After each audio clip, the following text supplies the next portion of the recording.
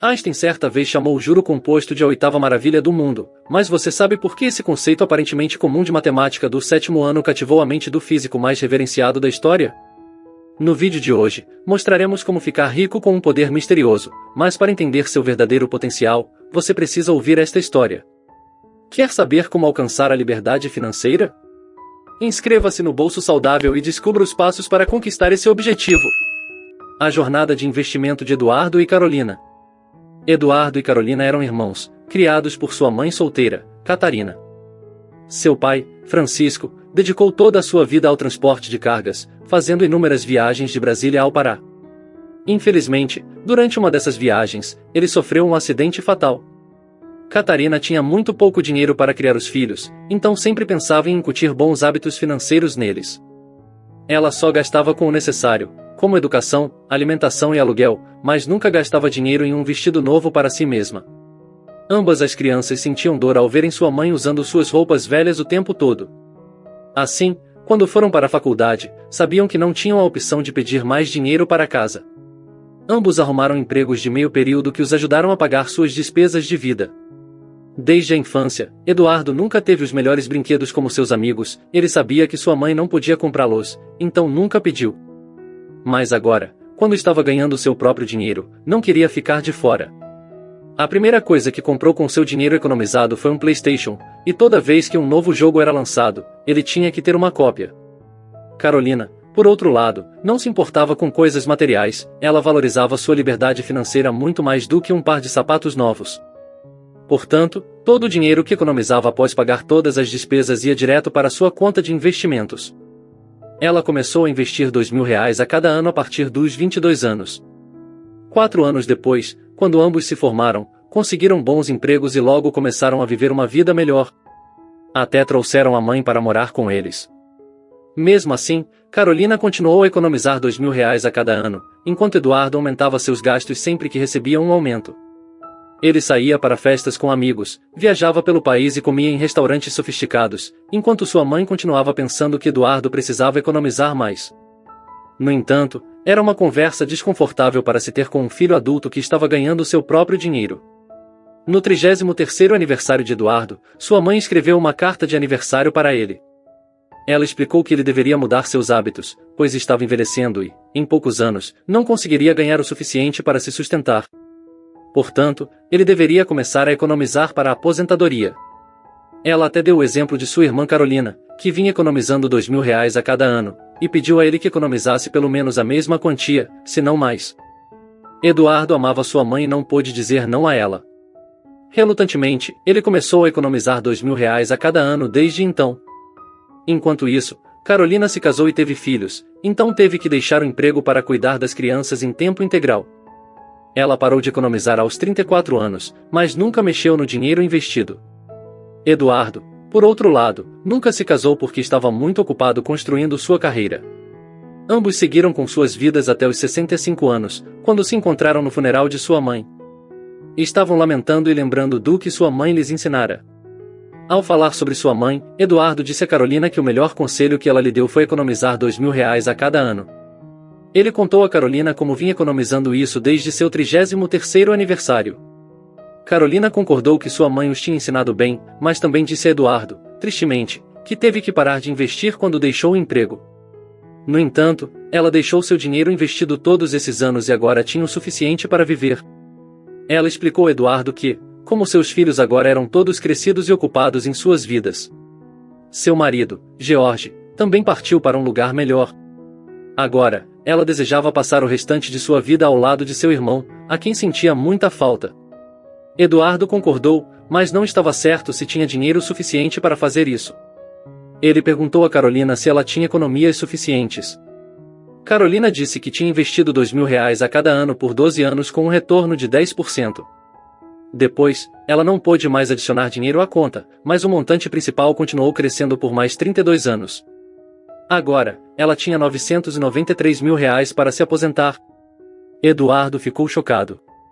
Ele tinha economizado R$ 2.000 por 32 anos, com a mesma taxa de 10%, mas só tinha economizado R$ 444.500.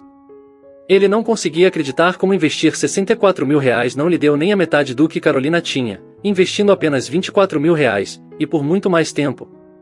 Foi então que Carolina explicou a ele o poder dos juros compostos por meio de uma história, o tabuleiro de xadrez do rei.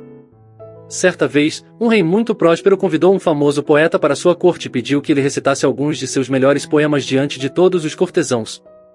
Se as palavras dele tivessem o poder de emocionar os cortesãos, o rei o recompensaria com o que quer que pedisse.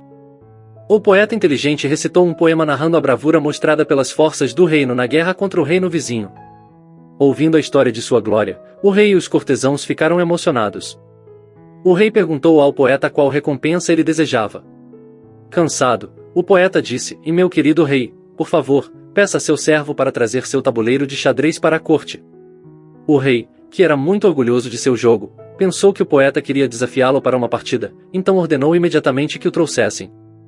Quando o tabuleiro foi trazido, o poeta pediu ao rei: "E meu querido rei, por favor, coloque uma moeda de ouro no primeiro quadrado." O rei fez isso. Então o poeta pediu ao rei: "E meu querido rei, por favor, coloque o dobro das moedas no próximo quadrado e continue dobrando até o último quadrado." O rei colocou mais 2 moedas no segundo quadrado, 4 no terceiro, 8 no quarto e assim por diante. Quando chegou ao último quadrado, ele teve que colocar 2 elevado à potência de 63 moedas nele. Foi quando o poeta disse: "E meu querido rei, essa é minha recompensa. Se cada moeda valer R$ 1, então 2 elevado à potência de 63 moedas valeriam 9 quatrilhões, 223 trilhões, 370 bilhões de reais.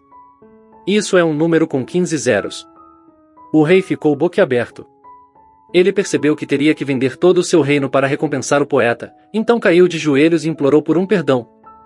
Foi quando o poeta explicou ao rei que só queria provar sua genialidade ao rei e aceitaria um pedaço grande de terra para cultivar e alimentar sua família.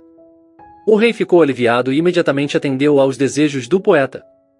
Terminando sua história, Carolina disse a Eduardo que esse é o poder dos juros compostos.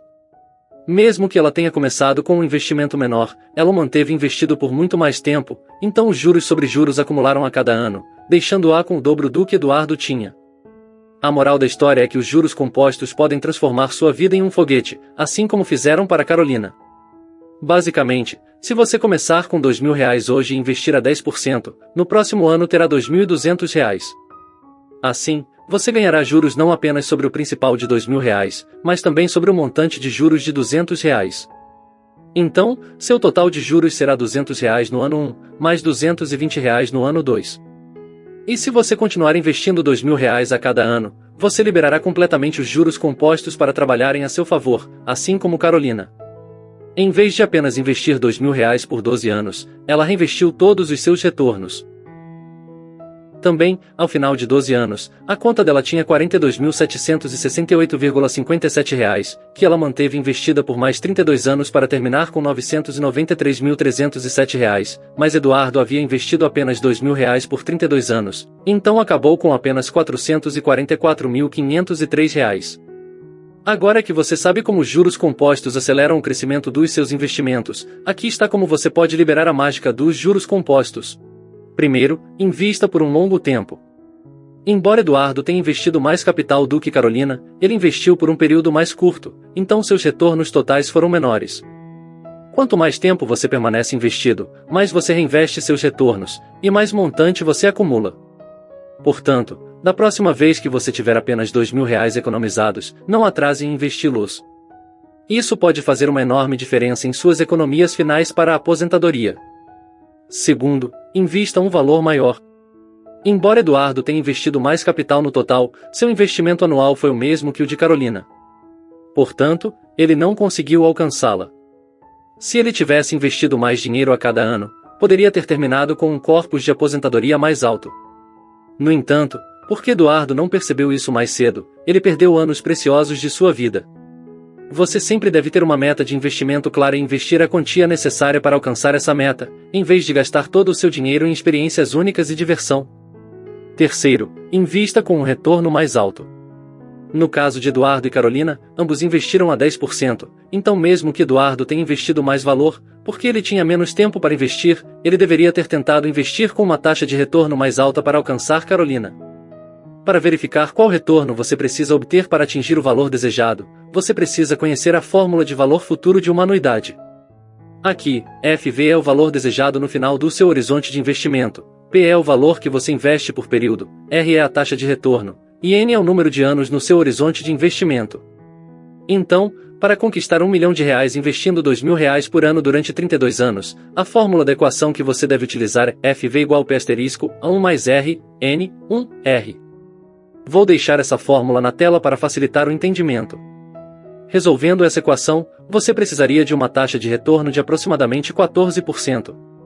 Você também pode usar uma calculadora de valor futuro de uma anuidade, várias estão disponíveis online. Basta preencher seus números para obter o mesmo resultado. Mas o ponto principal é que se você começar a investir tarde, precisará de um retorno muito mais alto e um valor de investimento muito mais alto para ganhar a mesma quantia comparado a alguém que começou antes de você. E como um retorno mais alto sempre vem com um risco maior, você não deve adiar o investimento. Comece a investir o mais cedo possível, mesmo que tenha uma quantia muito pequena para começar. Você pode começar investindo em um fundo de índice S&P 500, uma vez que tenha um melhor conhecimento do mercado de ações, pode até começar a escolher ações que você acha que superarão o mercado. Até o próximo vídeo.